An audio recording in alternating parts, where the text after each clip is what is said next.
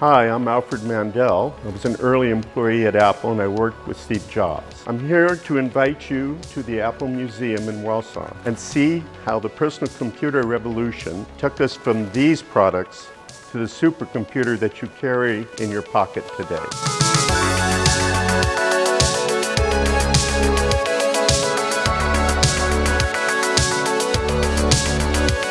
Apple wasn't the first personal computer company. It wasn't the first computer company, but it's the first company that revolutionized personal computing and gave people the power of a computer on their desktop at a time when computers were the size of 2 refrigerators. One of Apple's goals right from the beginning was to make computing more human, to take it away from just the zeros and ones and make it friendly, make it easy to understand, make it accessible to everybody. In an attempt to make computers easier to use, the Lisa was developed. It had a user interface that was much more like your office. Black writing on white paper, icons like trash cans and file cabinets that made it feel familiar to you. And it was the first real commercialized computer that had that interface. The graphical user interface of the Lisa, and then afterwards the Mac, was borrowed from some work that had been done by Xerox PARC, a research and development facility in Palo Alto. After Steve visited them, the light bulb came on over his head that we needed to make an interface that was much more friendly and more like how we work day to day. As every company that becomes famous has, there's always two stories, the public story and the story behind the public story. In the case of the Lisa, we told people it was called the Lisa, which stood for Large Integrated Software Architecture. Actually, Lisa was Steve Jobs' first daughter with a woman that he never married.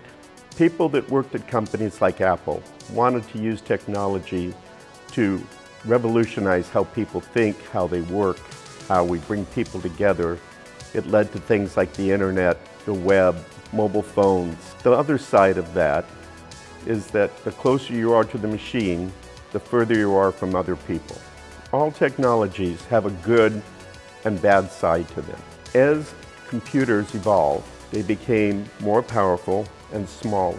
The thing is, the iPod physical package lent itself to what became the iPhone, because even back when the iPod was under development, Steve talked about integrating a telephone into a computer that you could carry around in your pocket.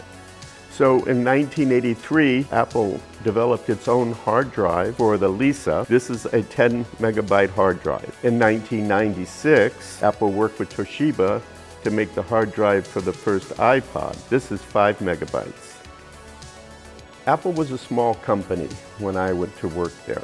Originally, I came as a consultant to help develop their printers, and then Steve Jobs asked me to work for him. Because it was a small company and we were trying to accomplish a lot of things, many of us wore many hats. I was a marketing manager, product manager, and then internally I was the marketing ninja.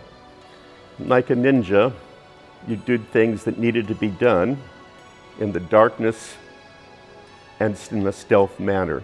I did a lot of sort of stealth projects that people from the outside of the company never knew I did. Steve Jobs, the co-founder of Apple, has through history become an icon. And he was an amazing entrepreneur. But Apple was more than him. There's no way any of the products that are here in the museum would exist without an incredible team of people that he helped to build, but also those people helped to build the product. I didn't know there was an Apple Museum in Warsaw. This is an amazing place. I was amazed to see the entire history of Apple in one building. Products that I worked on, like the laser writer and image writer, products I introduced like the Lisa and Macintosh. This is an incredible collection that took more than 8 years to put together. You should come down and see things that you would never see anywhere else as it relates to personal computers, like this Lego Macintosh, which I'm taking home with me at the end of today's filming. No, I'm only kidding. Come down and see it.